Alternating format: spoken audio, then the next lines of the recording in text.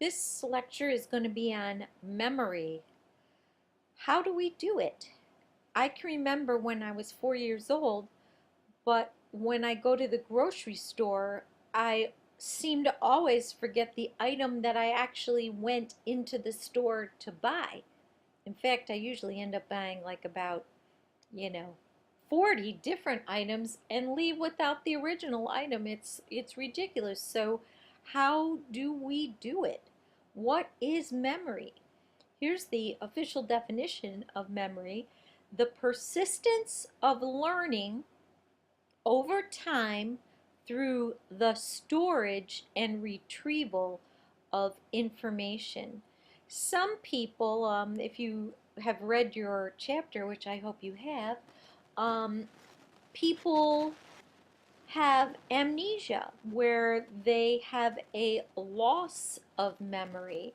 Some people can't remember a person at all. They might have a blank space of memory after perhaps a tragic event or something.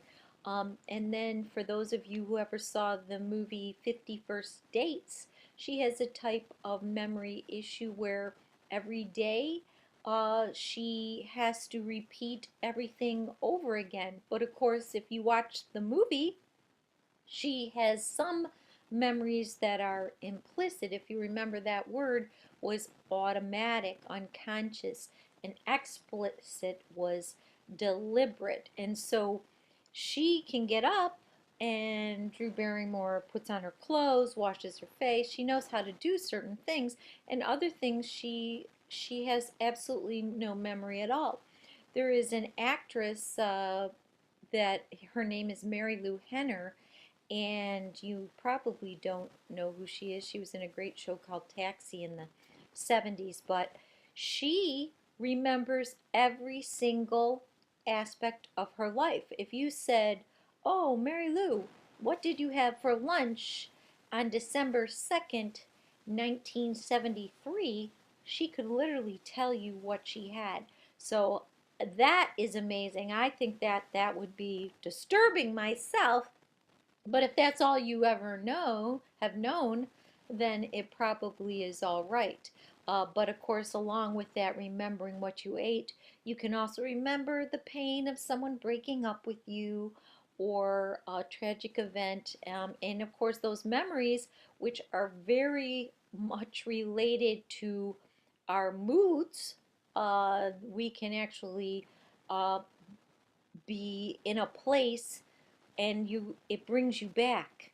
So say you're in a place where something not very pleasant happened to you, and then you go back there and it will immediately put you in a bad mood because you're remembering the incident that occurred. So um, how do we do it?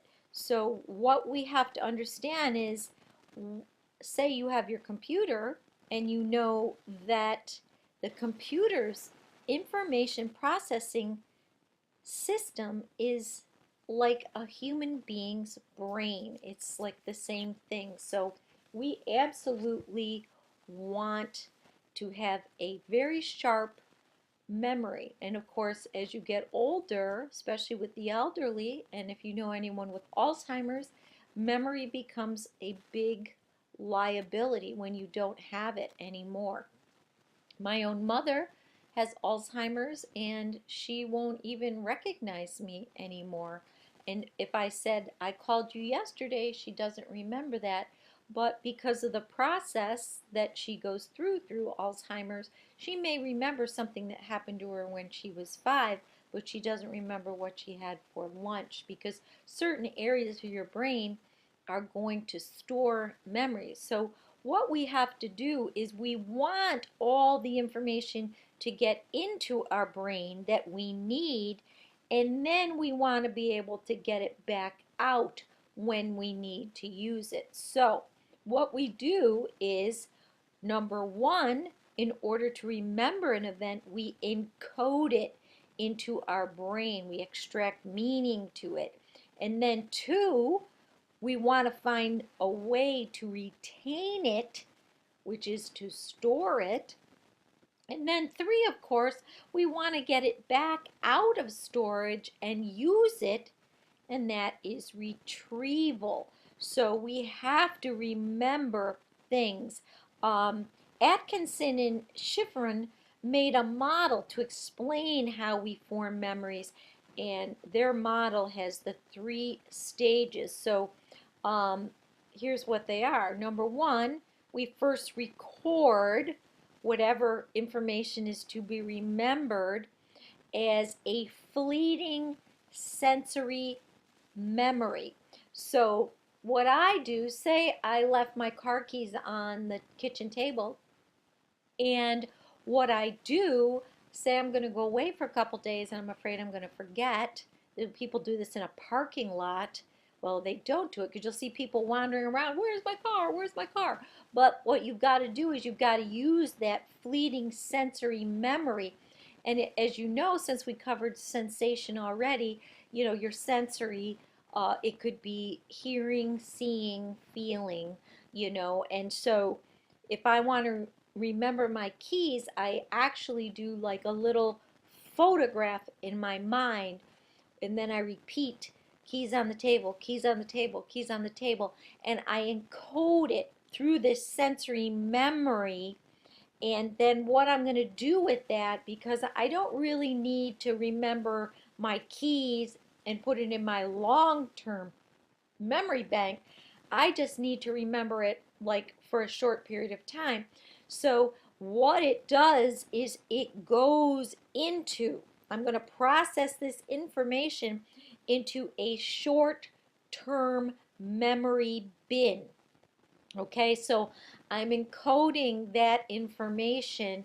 I'm repeating my mantra, keys on the table, keys on the table. And then what I'm doing is I'm rehearsing, which is a technique used to create, to store memories, and so you rehearse it over and over again. Keys on the table, keys on the table. So, and then finally, I wouldn't do this with the keys on the table because I don't need to, but say it's something that's really important, like whatever we're learning right now in this memory chapter, you really can't just keep this in your short term memory. And frankly, students do this all the time. They just keep it in that short term, which we now call working memory. So if you hear short term memory, think of it as working memory because we're working it all of the time. It's constantly being worked. So what we have to do is this information that we're learning, it has to be delivered to our long-term memory bin, because then when you take your exam, and this class is only 5 weeks long, or well, in the summer and this regular school year, this class will be 32 weeks long. So either or, you have to get it out of your working memory and put it into your long-term memory so that at the end of the semester, when you have an exam, you can retrieve it, you can pull it back out. But very often it just stays in this working memory. It's never really processed into long term, and people, they don't learn anything because they didn't encode it properly. So that is the key to what we've got to do when you're going to school. All right, so uh, of course, with your short-term memory, as I said, it's important, but it's limited, and it can have mistakes because you are just in the working memory. So, uh, today, in today's world, uh, researchers believe that there are many ways that long-term memories are formed. But you have to understand that Atkinson, they were, the precursors to this new information, and without that, we wouldn't be where we are today. So, what we have to understand is that memories come in various ways. Some memories slip in through the back door without our even knowing it. And so much of this active memory is going on. As I just said, we're now calling it working memory. So, um, what we have to do is we're going to have to understand that sometimes we're going to have to work at creating memories, and sometimes we don't have to work at all at it.